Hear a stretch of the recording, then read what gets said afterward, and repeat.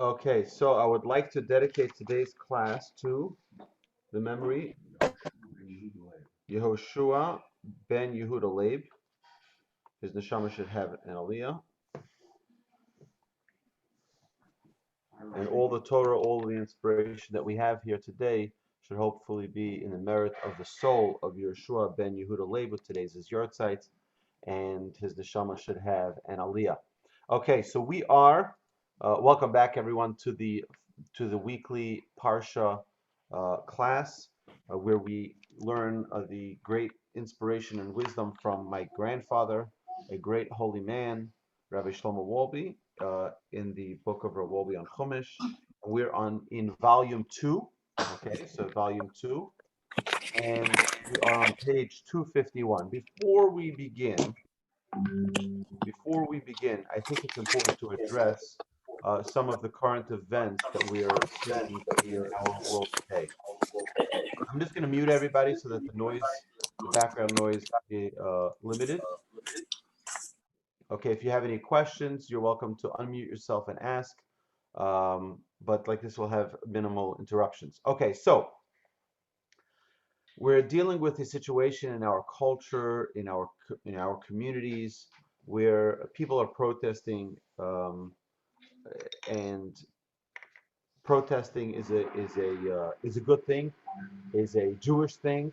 When things don't go the way we want or the way we think it should be, it's a good thing. It's part of the freedom of our country. It's the freedom of our religion as Judaism, as Jews.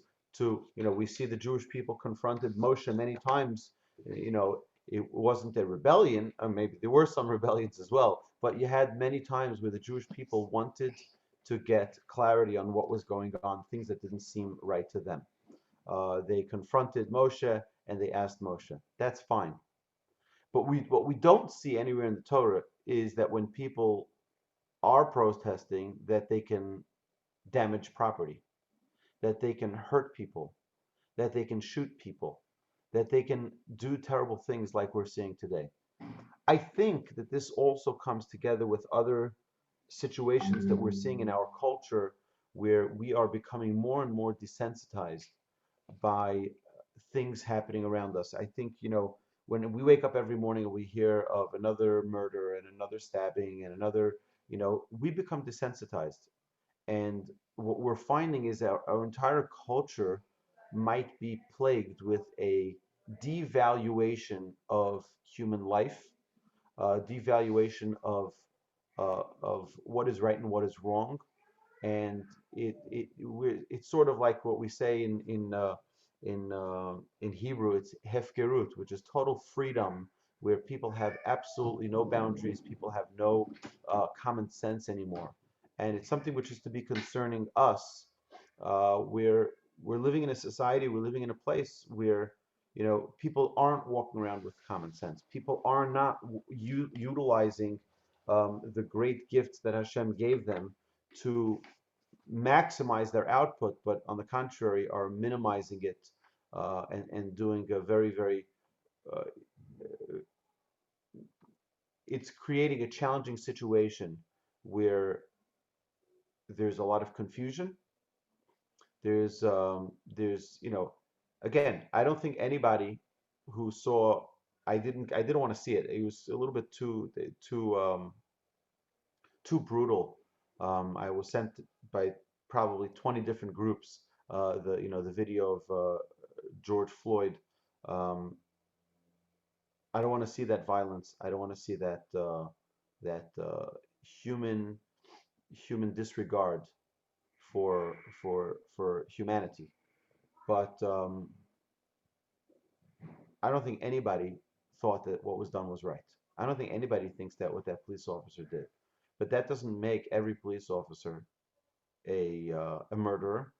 It doesn't make every police officer a racist. It doesn't make every white person a racist. It doesn't make every Jewish person a bigot, et cetera, et cetera. One of the things that we like to do in our culture is we love to label people. Why? Because labeling people makes life easy for us. If I just say that you're a this and you're a that, then I don't have to think about the qualities of who you are as an individual. And so we love to label people, but the Torah tells us not to do that. The Torah tells us that the proper way is to respect every person as an individual. Every person is brought into this world as an individual, as a yachid, as an individual person, and has capabilities that's beyond our imagination. And what we need to realize is that every person has qualities, every person has virtues, and every person has flaws. Every single human being. And what we need to do is just focus on what is good in other people. Look at what's good in other people. See the bright side. Let's not kill people or chop people up and put them into a box. Oh, you're this kind and you're that kind. We have it, by the way, internally in the Jewish people, where people associate, oh, you're an Orthodox Jew, you're a Reformed Jew, a conservative Jew. I told you, I've said this ad nauseum. I said, we don't believe in labels in Judaism. We're all Jews, the sons and daughters of Abraham, Isaac, and Jacob, Sarah, Rebecca, Leah, and Rachel. And we have such a rich heritage to all feel a connection to, and to not alienate one another. So I think we have to utilize this as an opportunity to strengthen our friendships, strengthen our commitments, and not let it fall apart because of this conflict. That's my 2 cents on this. I think that uh, every perspective deserves the light of day. Everyone has a different perspective, whether you're on one side of the political spectrum or the other side of the political spectrum. Everyone has a perspective that is worthwhile listening to, and paying attention to what other people say, and to listen to them, to hear them out. So, without any further ado, we're going to go straight into our Chumash Parsha learning, and let's get purified by the holiness of the Torah. We're influenced by so many different ways, and let's take this opportunity that we have every Thursday morning and every day with Torch, right, to learn and to grow and to connect and to really purify ourselves with the teachings of Torah. Okay, page 251, Howard. We're going to start with you. You can unmute. You have to unmute.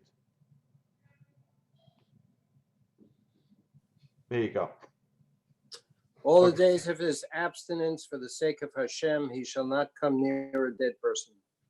Among the mitzvahs unique to the Nazir, the Torah commands him to refrain from defiling himself by coming into contact with a dead body, even if it is that of his close relative. Seforno comments that this commandment parallels a similar mitzvah given to the Kohen Gadol, whose holy position requires him to refrain from defiling himself by coming into contact with any deceased person, even a close relative. In effect, the Torah is giving every Jew the opportunity to achieve the holiness of the Kohen Gadol, albeit temporarily. The commandment to refrain from becoming tameh is not a mere prohibition. It's a reflection of the sanctification that the Torah confers upon a person when he accepts the mantle of Naziris.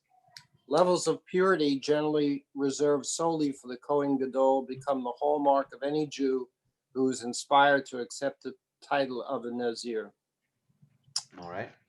Linda, you got to unmute. There you go. 1 second. Oh.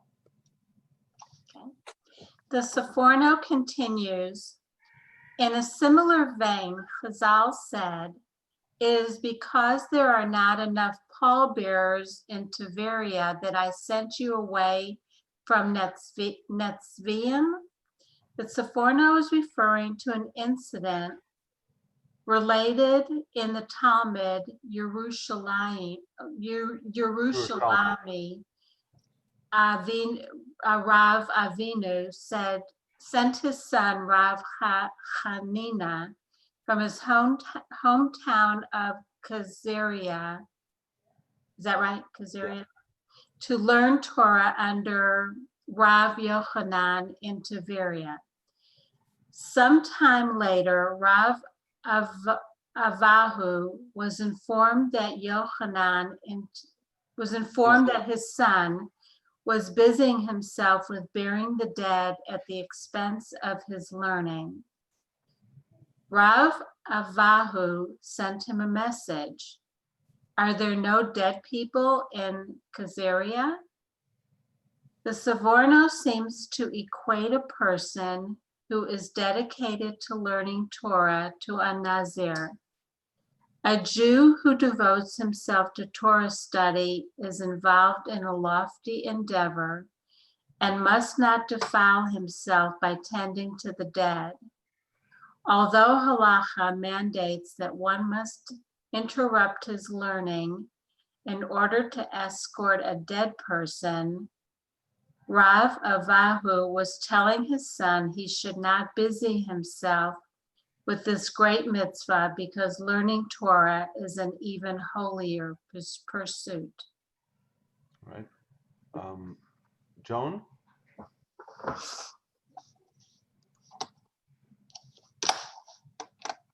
Okay.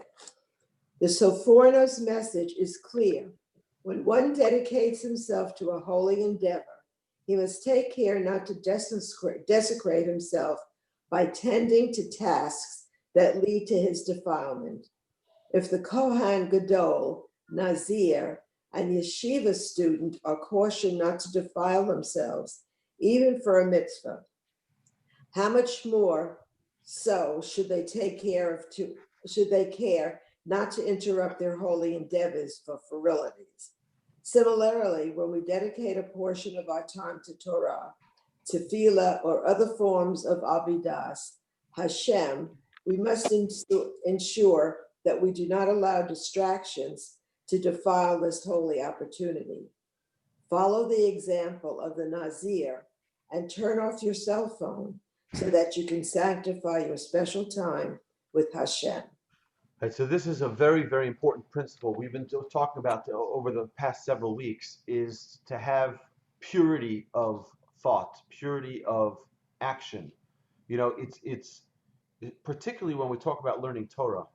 Torah is such an important endeavor, the most important endeavor, our sages tell us. There's nothing holier than the study of Torah. So what we are really challenged with, especially in our culture, in our time that we're in, is distraction, where you have so much distraction, endless distraction from our phones, from our computers, from our technology, from our televisions, from our radios. It's just endless disturbance. Instead of having peace of mind and quiet and ability to focus and ability to invest our time and energy in something that's important. And what we see here from the story of Rabbi Vahu and his son, Rabbi Chanina, and his very, very holy work of burying the dead people, which is a great mitzvah, but nothing compared to the mitzvah of studying Torah. Right? The study of Torah is one mitzvah that only you can do for yourself. You're the only one who can do the mitzvah of learning Torah for yourself. Right? You can have other people do other mitzvahs for you. You can't have other people learn Torah for you. Right? Yeah, you can support the learning of Torah, but that still doesn't, it's a higher level when a person themselves is able to learn Torah, right, for their own holiness. Rabbi? Yeah, sure. I have a question. Sure. Okay, if learning Torah is so important, you can go to extreme and only study Torah and not do any good deeds and just study all the time. You can, it's true. And our sages tell us that it depends on a person's level of trust in Hashem. If a person really, really, really trusts in Hashem, Hashem will take care of every single thing for them. And they can sit and learn. If a person lacks that trust, then it's a futile exercise, right? If a person really trusts, the level in which a person can I'll tell you to you, okay, Ed, okay, you can stop thinking about your retirement. You can stop thinking about your income if you dedicate your life to Torah study. I'm talking dedicate. That means you're not going to think about money again, right? And if you do that, you'll find unbelievable success in your Torah study, and the finances will be taken care of by themselves. How by themselves? By the hand of Hashem. You see, we lived in the desert for 40 years. Where did we get our food from? We got it from manna. If God needs to bring manna, he'll bring it, right? We have miracles every single day that transpire are equal to the manna. We just don't see it because they're in the veil of things that seem ordinary, or it was just a business transaction, or is it miracles that happen every day. So we tend to like to feel control. We tend to like to feel that we have full control of everything going on around us, and we want to feel that, right? I know when I'm in control, I have things, but we don't like to let go of it. But letting go means we're putting ourselves in the hands of Hashem. I can tell you literally hundreds of stories of sages, of rabbis that I spoke to, who have told me that their success in their lives has come by completely letting go, and becoming completely dependent on Hashem. I had a rabbi, he would always take a cab, always, wherever he went. And if you go in Israel, you take a cab wherever you go, it's going to be an expensive, and right, wherever he goes, he takes a cab. Doesn't take a bus, ever. So I asked him, I said, I was a concerned student. I said, if you don't mind me asking, how do you afford these? How do you afford these cabs? Wherever you go, he comes to the yeshiva, he takes a cab. Leaves the yeshiva, takes a cab. He goes wherever he goes, and he travels around all of Jerusalem. Wherever he goes, he's always taking a cab. He's not taking a bus, which is more economical. See, he said to me as follows. He said, please bring me a Rambam. Now we know what does the Rambam, what does the Torah tell us regarding one who keeps the laws of Shemitah? Shemitah is the sabbatical year. What is the sabbatical year? It's an unbelievable thing. You stop working for a year, and God gives you 3 years produce in exchange. Where the 6th, the 7th, and 8th year are all going to be covered by the Almighty. And it's a promise given openly to anyone in the Torah. All right? That's, by the way, one of the proofs that the Torah must be divine, because Moshe can't make such a promise and deliver. God can. So what does God promise in the Torah? If you rest your land on the 7th year, I guarantee that on the 6th year, I will give you a triple crop for the 6th year, 7th year, and 8th year, till you get things up and running again. Okay? It's pretty incredible. A promise in the Torah. How does that happen? By the way, there's another mitzvah that we just read on Shavuot. We read another mitzvah. It's called Shmitat Mammon, which is the sabbatical of money. So, Ed, if I went over to you 3 days before Rosh Hashanah of Shemitah, okay, and I borrowed $100 from you, once Shemitah kicks in, all of the debts are erased. What? All of the debts are erased. And not only that, the halacha tells us that what you're required to do is to go over to the person who borrowed the money and to inform them you don't need to pay the money back. So here someone comes, borrows money from you, and you have to go back to them and say, not only you don't need, you're not allowed to pay me back. Okay, I'm not allowed to ask the money back. You're not supposed to pay me back because God says that all loans get erased with Shemitah, with the sabbatical year.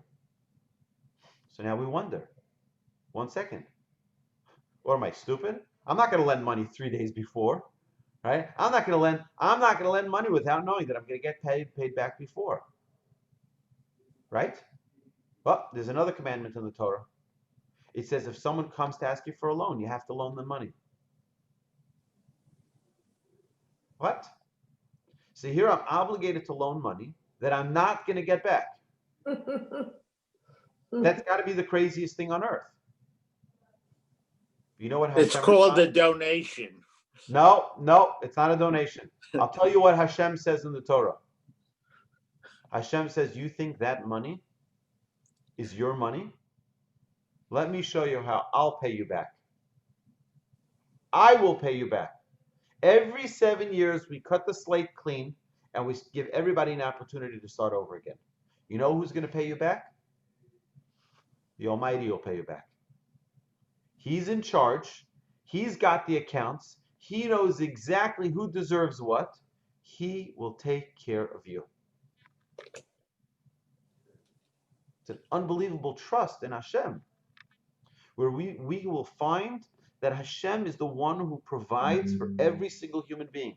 You ever wonder, yesterday I shouldn't say this on live broadcast. We're on YouTube. We might be on Facebook as well, right? If you think about it for a second, right? We have animals all around us. We have ants, we have worms, we have lizards, we have roaches, we have raccoons. I saw yesterday my neighbor's garbage. All the garbages are out because they collected here on Thursday. I saw a raccoon in his garbage, right? Do you ever wonder, where does the raccoon get his food from? The garbage. Well, he gets it from the garbage now because we throw out food in the garbage, which is, I think, a terrible thing as well. But does he ever worry, stay up at night and say, oh my goodness, what am I going to do? How am I going to feed my family? Right? Does the cat wonder? Does the dog wonder? Does the camel wonder? Does the elephant wonder?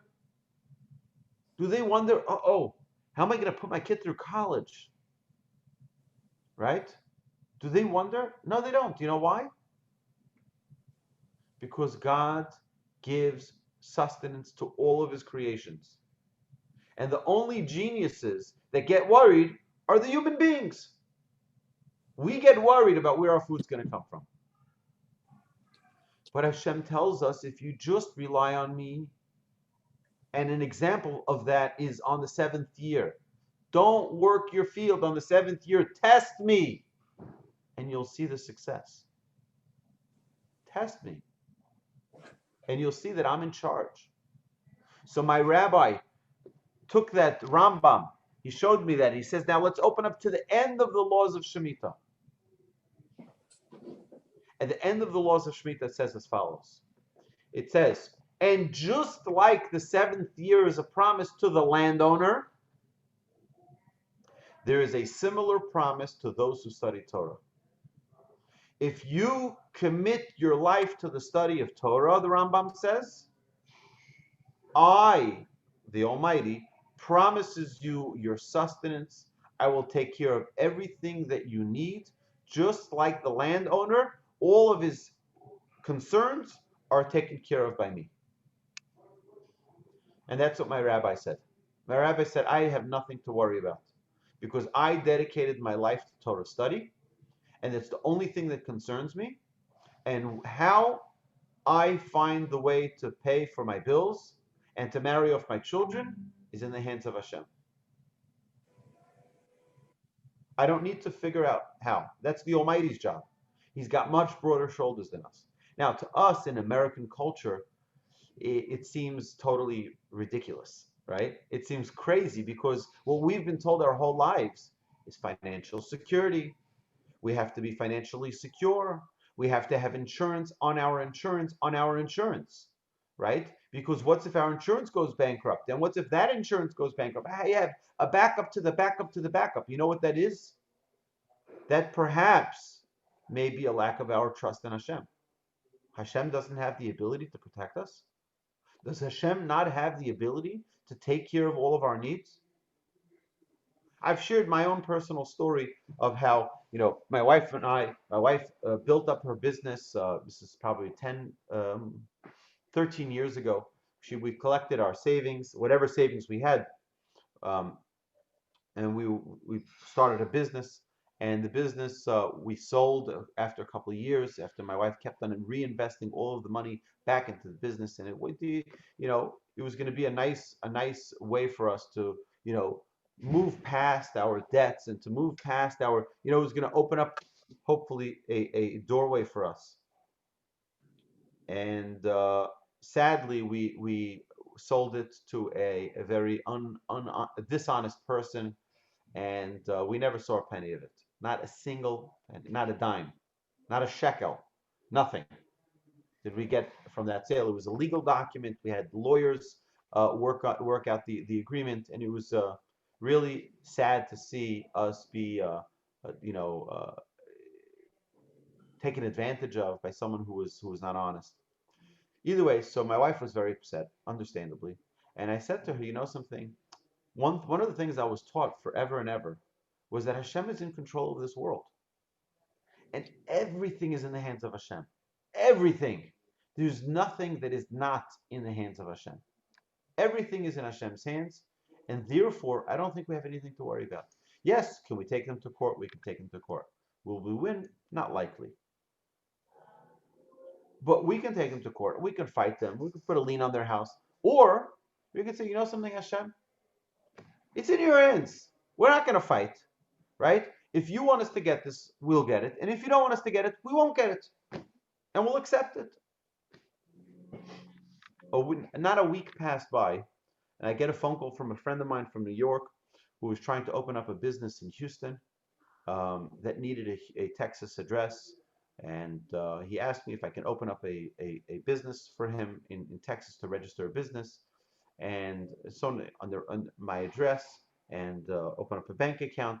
And he says, anything that comes in, you'll get a percentage of it. And I'm telling you, I did the math. I checked it out several times. That money that came in from that business was the exact amount the sale of my wife's business was going to be. Wow. Plus the taxes. Wow. Exactly to the dollar. And then he called me up after about a year and he said to me, I just want you to know we've already established our office in Texas and now, the deal is up, right? Unbelievable. Right? Unbelievable. Hashem takes it from here, gives it from here. It's an unbelievable world we live in if we just allow ourselves to. So what my rabbi was saying is that when someone dedicates, and that's why he had no concerns. I've asked my rabbis in Israel particularly, I said, how do you marry off your children? My rabbi had 13 children, married off every single one of them. I said, how did you marry them off? How do you pay for a wedding? How do you pay for, in Israel, your daughters, you have to buy them a house, right? How do you afford that? He says, I don't have to worry how I afford it. He says, I write the check and Hashem covers it. Never bounce the check, right? He says, every time there's a miracle that comes by and helps him. How? Doesn't know how. He says, that's not my business. Hashem has his ways of securing the things we need for us, right? We say, one of the things we say, Hazan et haolam kulo b'tuvo, b'chein, b'chesed, b'rachamim. God feeds all of his creations, b'tuvo, with his goodness, with his kindness, with his graciousness. B'chein, b'chesed, b'rachamim. Right? Every single day, every single creation gets its sustenance. The only time we find that someone does not get what they need is when we have, sadly, there are evil dictators in the world. There are evil people in the world who take away the sustenance, who take away the food from their constituents.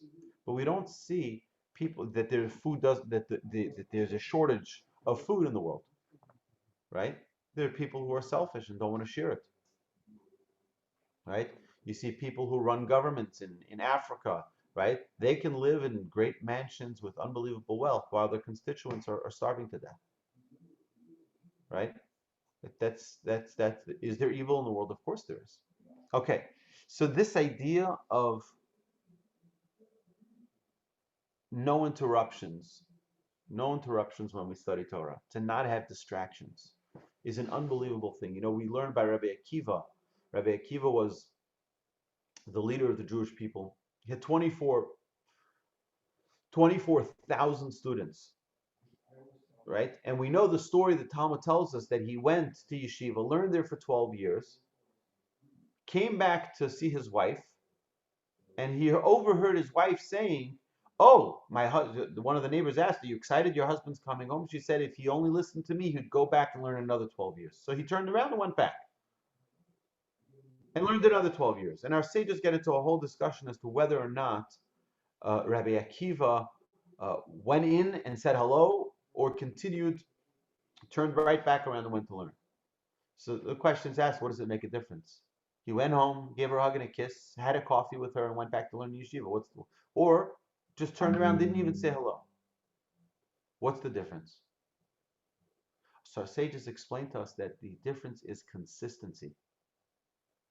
Learning for a half hour and another half hour is very different than learning for 1 hour straight.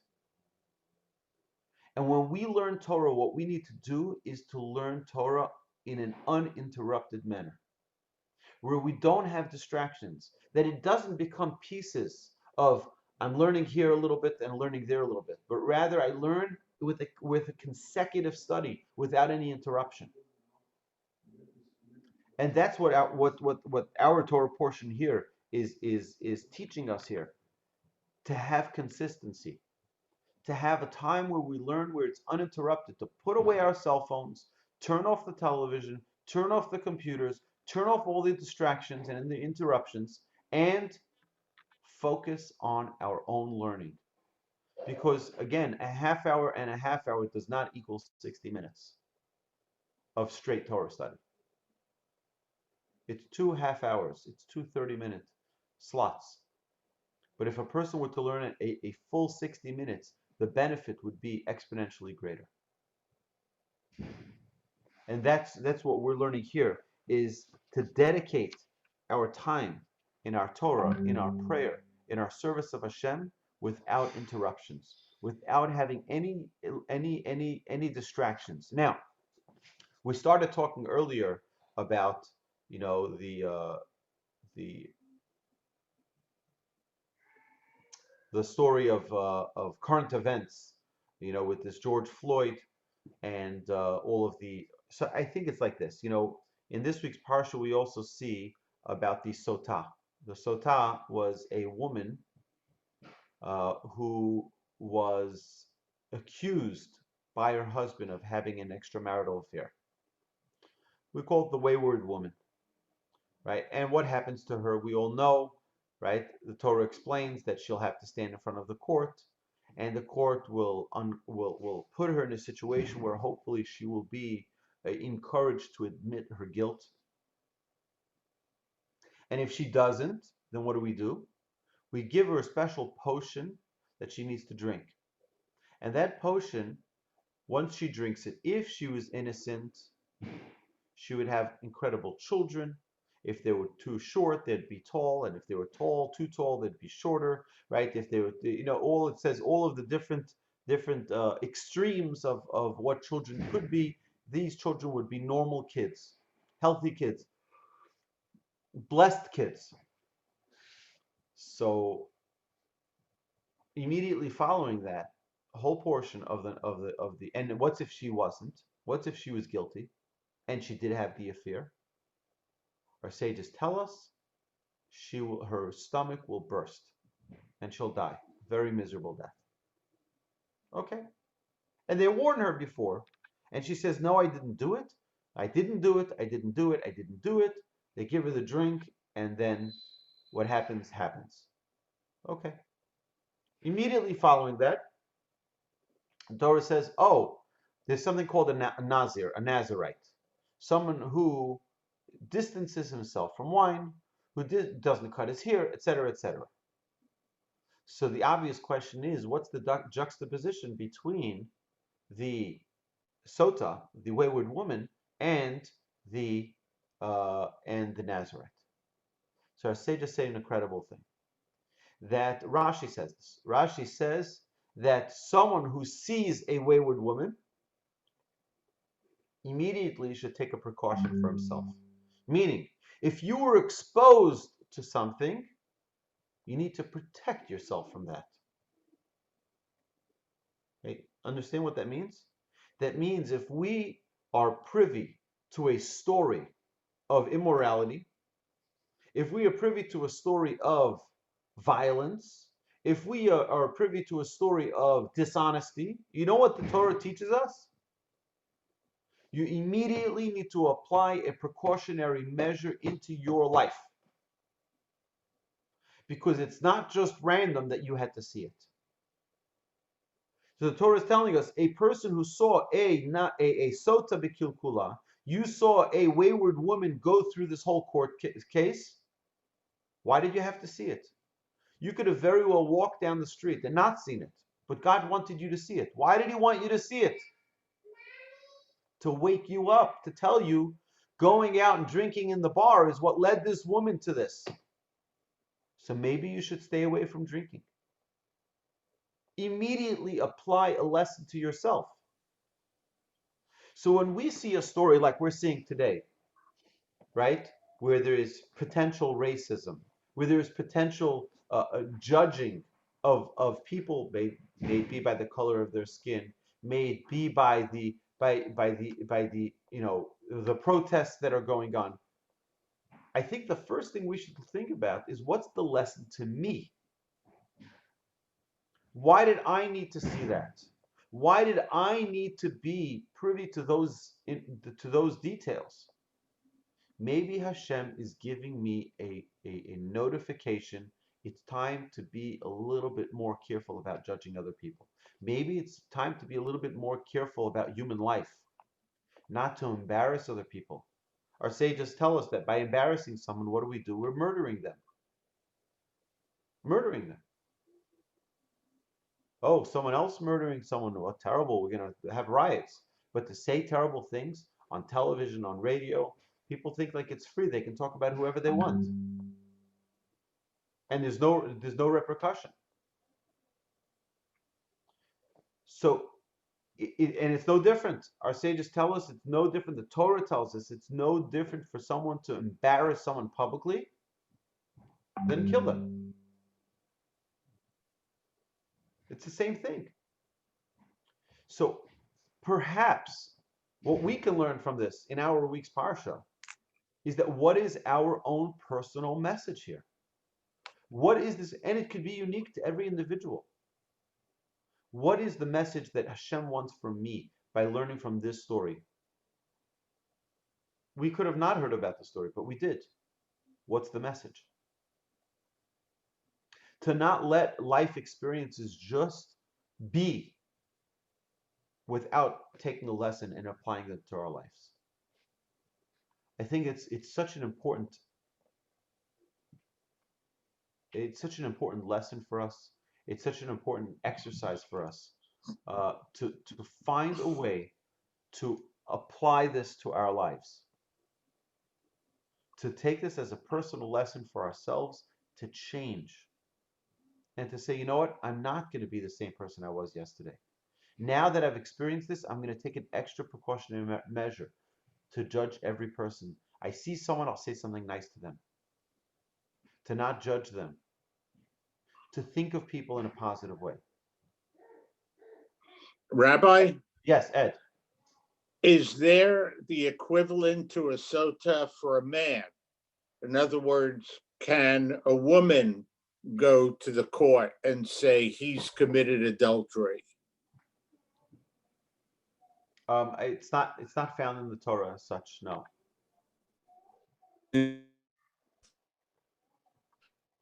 We don't see that. What's that again?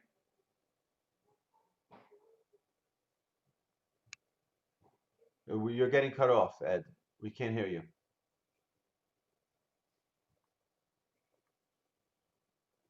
Ed, you want to retry your connection and come back and join us, because we can't hear a word you're saying. You're frozen. You know, it does say that if the sota is convicted, the adulterer also dies. That's correct. Yeah. That is correct. Thank you, Howard.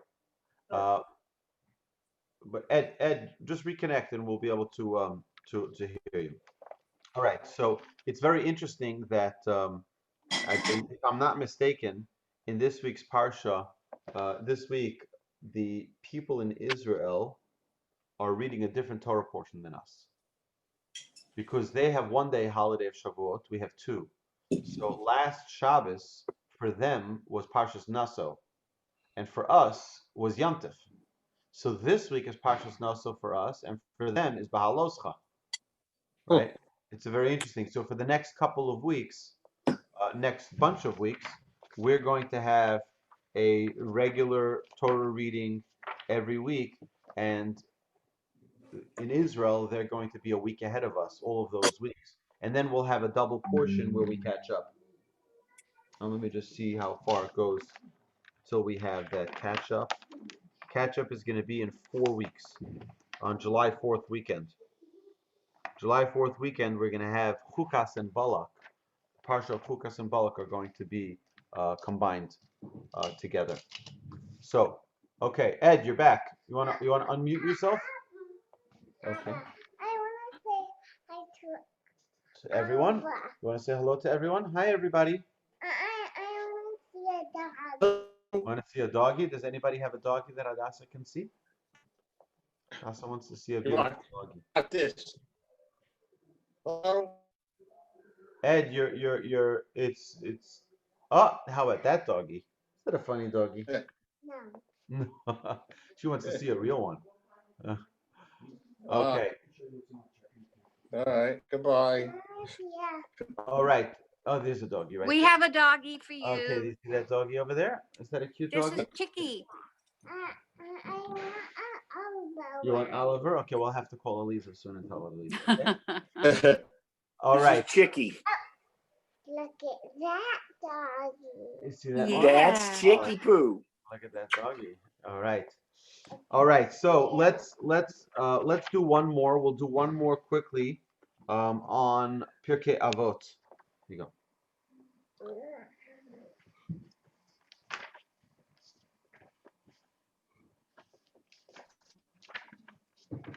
If we go to the back of the book on page 416, page 416.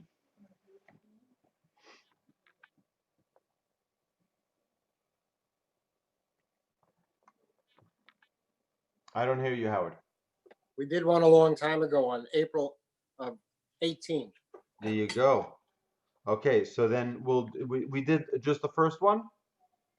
Yes. Okay, so let's do the second one. We'll do on page 417 on the bottom right. Okay, who didn't read yet? Eliana?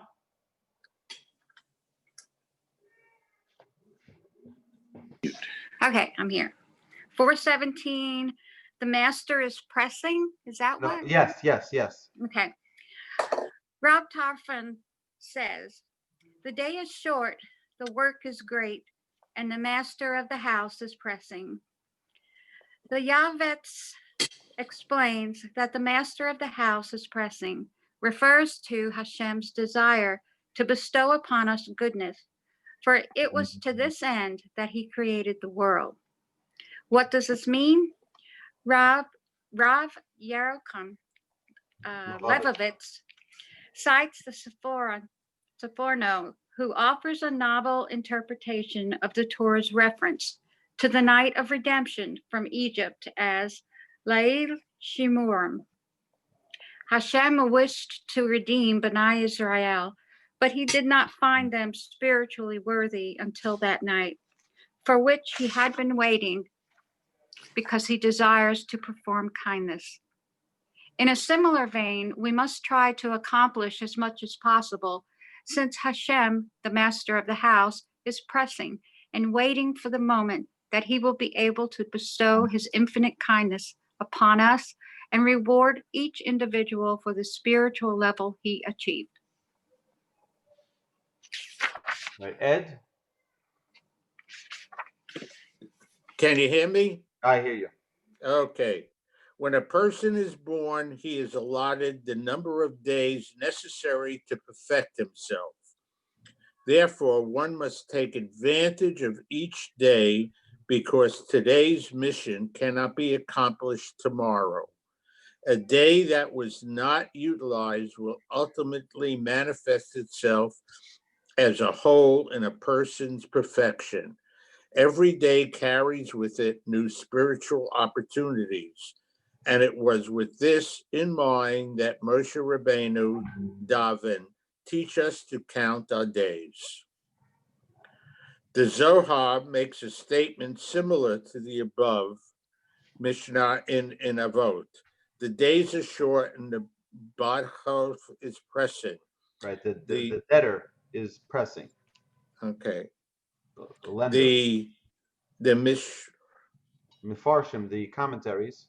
The Mishrashim explains that the Balchon refers to Hashem, not to Hashem, but to the Yetzer Hara. Every day brings with it new challenges, as Chazal tells us.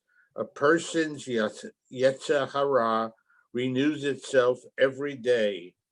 Every individual is allotted a consignment of Yetzer Hara that he is meant to rectify over the course of his life. And we were given 613 mitzvah to be used as weapons to combat the Yetzer Hara. This too was included in Moshe Rabbeinu's tefillah. Teach us to count our days. Help us to be alert to the daily trials presented by the Yetzer Hara. Terrific. Howard, you're muted. Forgetting, sorry. Both explanations of Moshe's tefillah are very pertinent to the days of Sephiras HaOmer, when we literally count each day. Teach us to count each day and utilize it to its fullest potential. Moreover, these days are replete with a bounty of heavenly assistance in acquiring spiritual gains. On the night of Yetzias Mitzrayim, Hashem elevated Bnei Israel to the apex of spiritual ascension, a level they certainly had not achieved on their own. They were given a brief taste of perfection, and then they spent the next 49 days toiling to regain this elevated plateau. The Siyata de Shemaya that they had experienced, which enabled them to make a spiritual turnaround at a dazzling speed, is reawakened each year during the days leading up to Shavuot. The Altar of Tem writes that each day of Sephirah, Bnei Israel acquired one of the 48 qualities through which the Torah is acquired. Rabbi Wolbe concludes that while the altar himself certainly worked on a new quality each day, for us it is more than enough to work on a single quality over the course of the entire Sephirah period. Each quality brings a greater connection to the Torah, which not only helps a person use every day to the fullest, but also arms him with additional ammunition against the Yetzer Hara. Right. So it's an amazing thing that we need to recognize that every single day that we are alive, Hashem has a test for us. The Yetzer Hara is armed, he's ready to go, and he's ready to put a stumbling block before us. And what we need to do is be alert and aware and to recognize what those challenges are and to avoid them or eliminate them, right? The best thing to do, the easiest way and the first step is to avoid getting into a situation of temptation. So if a person knows that going someplace will give him the desire to eat something which isn't appropriate, right? So maybe the best idea is not to go there, right? If a person knows that speaking to a certain person will cause him to talk Lashon Hara about other people, maybe it's the best thing not to meet with that person, right? So the first step is to avoid bad influences. And if a person avoids the bad influence, they're already 50% of the way there of staying away from, right? Now, a person has desires and a person has things that may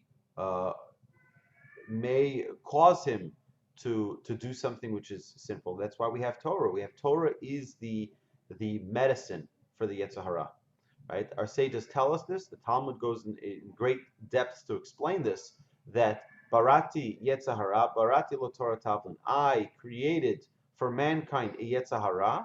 I created the Torah as its antidote, right? Every illness has a cure, right? The question is whether or not we can figure out what it is. The illness of Yetzer Hara has a cure, and that's Torah.